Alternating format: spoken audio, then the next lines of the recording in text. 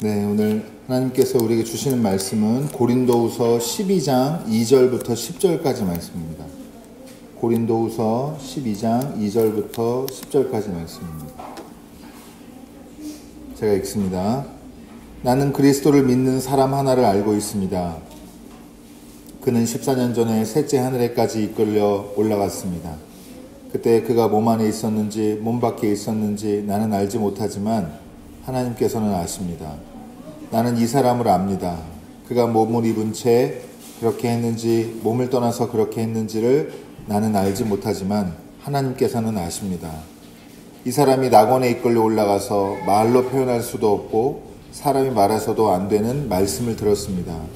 나는 이런 사람을 자랑하려고 합니다. 그러나 나 자신을 두고서는 내 약점밖에는 자랑하지 않겠습니다. 내가 자랑하려 하더라도 진실을 말할 터이므로 어리석은 사람이 되지는 않을 것입니다. 그러나 자랑은 삼가겠습니다. 그것은 사람들이 내게서 보거나 들은 것 이상으로 나를 평가하지 않게 하려는 것입니다. 내가 받은 엄청난 계시들 때문에 사람들이 나를 과대평가할는지도 모릅니다. 그러므로 내가 교만하게 되지 못하도록 하나님께서 내 몸에 가시를 주셨습니다. 그것은 사탄의 하수인이라고도 할 수 있는데 그것으로 나를 치셔서 나로 하여금 교만해지지 못하게 하시려는 것이었습니다. 나는 이것을 내게서 떠나게 해달라고 주님께 3번이나 간청하였습니다. 그러나 주님께서는 내게 이렇게 말씀하셨습니다. 내 은혜가 내게 족하다. 내 능력은 약한 데서 완전하게 된다. 그러므로 그리스도의 능력이 내게 머무르게 하기 위하여 나는 더욱더 기쁜 마음으로 내 약점들을 자랑하려고 합니다. 그러므로 나는 그리스도를 위하여 병약함과 모욕과 궁핍과 박해와 곤란을 겪는 것을 기뻐합니다. 내가 약할 그때에 오히려 내가 강하기 때문입니다. 이는 하나님의 말씀입니다. 하나님 감사합니다. 네, 우리 함께 인사 나누고 말씀 은혜 나누도록 하겠습니다. 하나님의 약속은 영원합니다.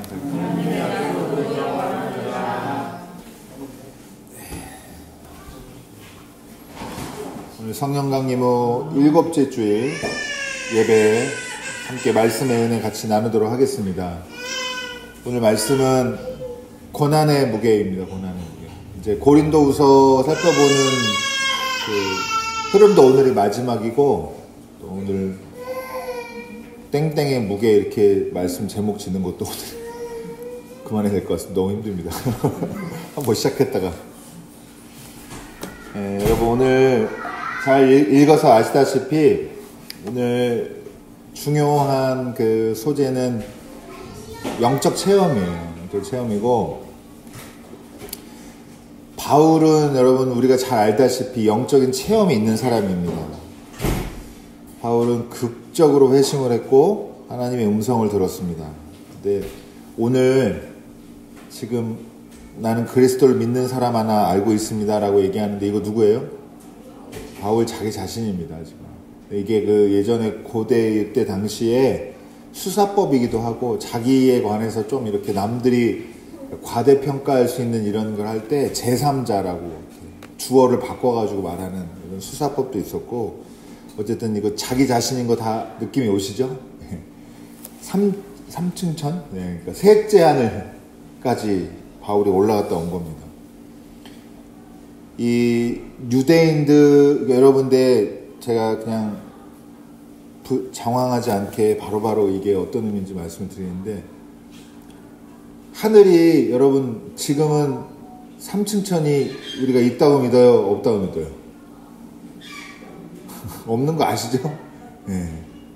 이 무슨 말이냐 천국 없다는 얘기가 아니고 유대인들은 낙원이라고 하는 하나님 계신 곳을 하늘에 단계가 있어가지고 그 3번째 하늘에 그 낙원이 있다 이렇게 믿었단 말이에요. 그때는 과학이 발전하지 당연히 않았고 그때 관념으로는 그렇게 생각을 했다 이겁니다. 우리는 하늘 계속 올라가면 뭐가 있어요? 이제 우주가 있고 달이 나오고 다른 별들 만나게 되는 겁니다. 하나님 그 물리적 공간에 계시다는 얘기가 아니에요. 참고로 얘기하면 예수님 하늘 승천하셨다는 게 지구로 우주로 가셨다는 얘기가 아닌 거예요. 잘 이해하셔야 됩니다. 다시 오시는 것도 마찬가지고 우주에서 내려온다는 얘기가 아니에요. 여러분 이게 어쨌든 중요한 게 그래도 뭐 과학적으로 뭐 우리가 뭐 얼마나 알고 있느냐, 모르는 분들, 모르고 살아도 사는데 문제 없거든요. 그러니까 과학적인 문제로 이거 엮으면 안 되고, 진짜는 핵심은 뭐냐면, 유대인들은 이렇게 셋째 하늘 내가 올라갔다라고 하는 표현이 무슨 뜻인지 정확히 이해했다는 게 이게 핵심인 겁니다.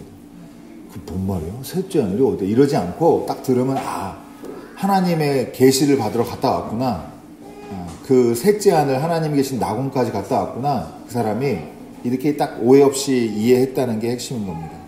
그리고 이 체험에 대해서 얘기를 하는데, 여러분, 영적인 체험은 보편적인 체험일까요? 주관적인 체험일까요? 주관적인 체험, 개인적이고 아주 사적인 경험입니다. 그래서 여러분 이거를 과대평가하면 안 된다가 오늘 첫 번째 메시지예요. 영적인 체험은 뭐 3층천을 갔다 와고 3층천을 3번 갔다 와도 그 경험은 자기 개인의 경험인 거지 교회 공동체 전체의 경험이거나 그리스도인 모두의, 기독교인 모두의 보편적 경험이라고 말하기가 쉽지가 않습니다. 그 얘기를 오늘 바울이 뭐라고 얘기하냐면 14년 전에 셋째 하늘에까지 이끌려갔습니다. 참고로 바울이 회심한 지 14년 된 거예요. 그때 그가 몸 안에 있었는지 몸 밖에 있었는지 나는 알지 못하지만 하나님께서는 아십니다. 나는 이 사람을 압니다. 그가 몸을 입은 채 그렇게 했는지 몸을 떠나서 그렇게 했는지 나는 알지 못하지만 하나님께서는 아십니다. 그러니까 바울 자신도 명료하게 자기가 했던 체험을 설명할 수가 없는 거예요. 이거를 딱 다른 사람들이 다 이해할 수 있는 말, 그리고 자기도 자기에게 설득할 수 있는 말로 그게 어떤 경험인지를 말하기가 쉽지 않다는 걸 얘기하고 있는 거고, 그런데 이게 신앙이 있는 사람, 영적 체험을 믿고 셋째 하늘이 하나님 계신 낙원이 있다는 걸 아는 사람들한테는 이게 자랑거리다 이 말이죠. 이런 체험을 해봤다는 게. 그러니까 이 얘기를 하고 이 사람이 이렇게 자랑할 만한 거리가 있는 사람입니다 라고 처음에 이제 얘기를 하면서 중요한 게 뭐예요? 이렇게 자랑할 거리가 있는데 내 경우에는 어떠냐? 나는 뭐만 자랑해요? 약점만 자랑한다 이렇게 되어 있습니다. 내가 자랑을 하려고 하더라도 결국에는 내가 진실만 말하게 될 테니까 자랑할 거리가 없다는 사실을 결국에는 경험하게 된다. 의도적으로 자랑하려고 하더라도 결국에는 자랑할 수 없다는 사실만 확인하게 될 거다. 그러니까 나는 그 어리석은 그런 선택하지 않고 자랑하지 않겠다라고 얘기합니다. 자랑해봤자 안 된다는 거예요. 할 것도 없고. 사람들이 나를 평가하는 것 이상으로 나를 높이는 것은, 그리고 바울이 생각하기에 진실하지 않은 태도로 보았습니다. 여러분, 영적인 체험을 과대평가하지 말아야 된다 얘기했죠. 그럼 바울이 지금 말하는 건 뭐냐? 자기 자신을 과대평가하면 안 되는 겁니다. 이 두 가지 얘기를 지금 연결해서 하고 있는데, 여러분 왜 이런 말을 하느냐? 고린도 교회의 고린도 후서에 지금 같이 말씀 쭉 살펴보면서 우리가 핵심적으로 적대자들이 있었고, 적대자들이 진리를 뭔가 아는 깨우친 사람들이라는 거예요. 그 당시에 자기네들 주장으로. 근데 바울이 지금 여러 가지 자기 얘기를 통해서 나도 그렇게 따지면 셋째 하늘도 갔다 온 사람이야. 나 거기서 이 세상이 감당할 수 없는, 진짜 그러니까 사람들한테 말로 표현할 수도 없고 말해서도 안 되는 엄청난 그런 진실, 진리, 그런 지혜까지 내가 계시로 받은 사람이다. 그런데 그 경험은 내가 지금 와서 잘 모르겠다. 자랑할 거리 맞지만 나 잘 모르겠다. 이렇게 얘기하는 거예요. 왜냐하면 세상이 감당할 수 없는 그 무엇을, 그게 뭐가 됐든지 간에 그 경험을 했더라도 그 경험이 나는 아니에요. 뭘 보고 온 거지, 듣고 온 거지, 그게 내 건 아닙니다. 이게 여러분 중요한 겁니다. 바울이 이런 경각, 여러분 보세요. 아주 놀라운 사실을, 놀라운 진실을 보고 오면 사람 삶이 바뀌죠. 그 변화할 수는 있어요. 영향을 받고. 그러나 자기가 보고 온 거, 듣고 온 것이 자기 소유는 아니에요. 자기 소유물, 자기 것은 아닙니다. 이건 외부로부터 그냥 경험된 겁니다. 그런데 이런 말씀 해드려요. 뭔가 안다는 사람들이 자기가 아는 지식으로 과대평가받고 자기가 했던 경험으로 이렇게 사람들한테 높임받고 이러면서 교회에 쓸데없는 말하고 자기 자랑하고 다니고 이런 거 여러분 별로 건강하지 못한 거다라고 이해하시면 될 것 같습니다. 그래서 바울은 자기가 대단한 사람이고 자랑할 만한 거리가 없지 않지만 나는 오히려 내 약함을 자랑하는데 내 약함은 뭐냐? 여기 보면 이제 몸에 가시가 있습니다. 바울이. 이 몸에 가시가 있고 이걸 뭐라고 표현하냐면 사탄의 하수인이라고 얘기를 해요. 그래서 여러분 이걸 통해서 바울이 자기가 교만하지 않게 된다는 걸 지금 여기서 고백을 하고 있는데 여러분 우리가 이제 보통 상식적으로 교회 생활 하시면서 몸에 가시 이거 바울이 가진 몸에 가시 뭐라고 알고 계세요?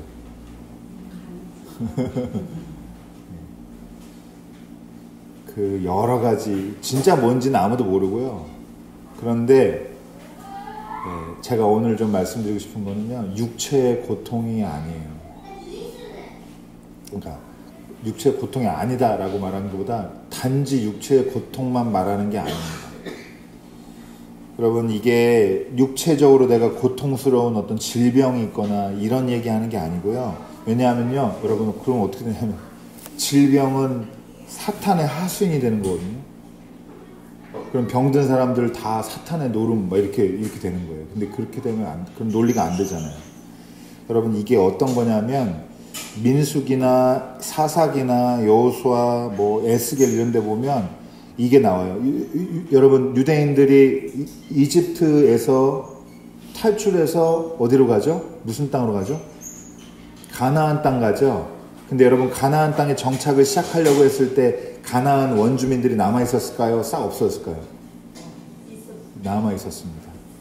그럼 하나님이 뭐라고 말씀하신 부분들이 있냐면 여러분 그걸 내가 일부러 남겨뒀다 이렇게 표현하세요.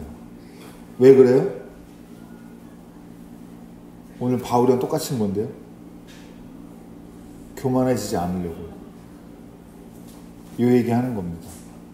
그러니까 이것도 유대인들이면 무슨 말인지 딱 아는 맥락인데 여러분 제가 두 가지 정도만 그 성경본을 읽어드릴게요. 민수기 33장 55절에 보면 너희가 만일 그 땅의 원주민을 너희 앞에서 몰아내지 아니하면 너희가 남겨둔 자들이 너희의 눈에 가시와 너희의 옆구리에 찌르는 것이 되어 그럼 가시라는 말이랑 겹치죠. 거주하는 땅에서 너희를 괴롭게 할 것이요 이렇게 얘기하고요. 특히 이제 여호수아 같은 보면요. 에스겔서를 보죠. 에스겔서 28장 24절 보면 이스라엘 족속에게는 그 사방에서 그들을 멸시하는 자 중에 찌르는 가시와 아프게 하는 가시가 다시는 없으리니 내가 주 여호와인 줄을 그들이 알리라. 그러니까 여러분 어떤 비유를 이해하시면 되냐면 이스라엘 사람들이 가나안에 정착했을 때 아직 몰아내거나 추방하지 못한 이겨내지 못한 원주민들이 남아서 계속해서 이스라엘 백성들을 괴롭혔는데 그게 가시를 지금 찌르는 가시, 옆구리를 찌르는 가시라고 얘기하는데 바울이 삶에서 이 원주민, 가나안 원주민과 같은 유대인한테 그런 아픔이 있었다 이 말이죠. 이게 꼭 육체적인 고통만 말하는 게 아니다라고 합니다. 그래서 여러 가지 의견이 있는데 오늘 그래서 여러분 많이 못 들어보셨을 거 두 가지만 말씀드리면 첫 번째로는 어떤 해석이 있냐면 정신질환이 크게 있었을 거다라고 얘기해요. 바울이.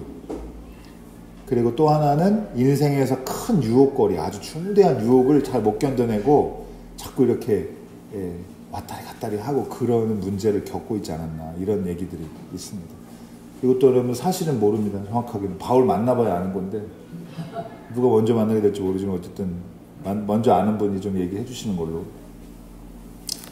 여러분 이렇게 제가 오늘 나누고 싶은 말씀은 이건데 그게 무엇이 됐든지 간에 사람은 다 여러분 바울과 같은 이런 몸에 가시가 있잖아요. 있습니다. 몸이 아프든지 마음이 아프든지 아니면 누가 나를 괴롭게 하든지 뜻없는 고통을 당하든지 핍박을 당하든지 알 수 없는 원인은 알 수 없는 어떤 고통에 빠지든지 다 그런 게 있단 말이에요. 근데 여러분 정말 안타까운 어떻게 보면 정말 안타까운 말씀인데 바울이 그거를 사라지게 해달라고 어떻게 했대요? 3번 간청했는데 하나님 어떻게 했어요?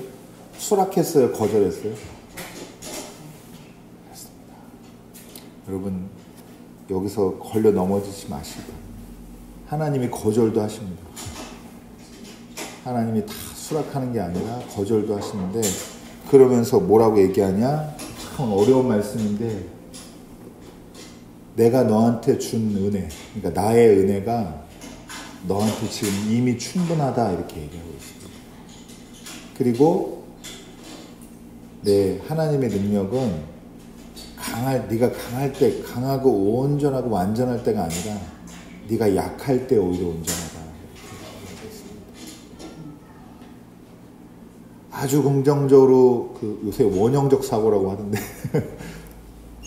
아주 긍정적으로 얘기하면요, 여러분, 우리 삶에 여러 가지 결핍되고 어두운 부분이 있지만 우리 삶은 하나님 보시기에 여러분 온전합니다. 부족한 건 아니에요. 우리 자체가. 그게 육체적으로 뭐가 문제가 있든 마음에 뭐가 문제가 있든 큰 유혹을 당하든 뭐든지 간에, 여러분, 우리가 결핍된 게 없다고 해서 완전해지는 게 아니라 하나님의 능력이 우리 약한 일 통해서 드러나지 않는 게 우리한테 이게 온전하지 않은 거죠. 그래서 여러분, 어려운 말씀이에요. 어려운 말씀인데, 바울은 이걸 통해서 하나님이 자기에게 허락하신 은혜, 하나님의 은혜는 이미 충분하구나, 내 몸에 가시가 사라진다고 해서 그 자리를, 그 행복이나 기쁨이 채우는 게 아니고, 내가 그대로 여전히 하나님께 거절당하고 아픔이 있지만 그래도 하나님의 역사는 완전하다라고 하는 그걸 고백을 하고 있는 겁니다. 여러분, 저한테 그런 생각 많이 하는데, 사람 다, 그러니까 질병이 됐건 뭐 실수가 됐건 아니면 인생의 조건이 됐건 치명적인 결함이 다 있어요. 인간은 치명적인 결함이 있습니다. 그게 뭐가 됐건. 근데 여러분, 바울의 신학에서 되게 중요한 부분이라고 했잖아요.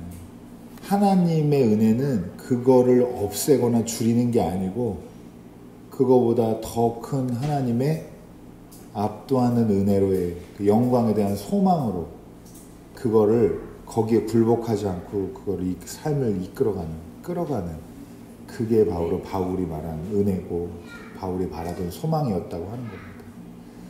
어떤 면에서 보면, 여러분, 저도 솔직히 말하면 목사지만 여러분, 기도하면 다 좋아집니다라고 말할 수 있으면 좋죠.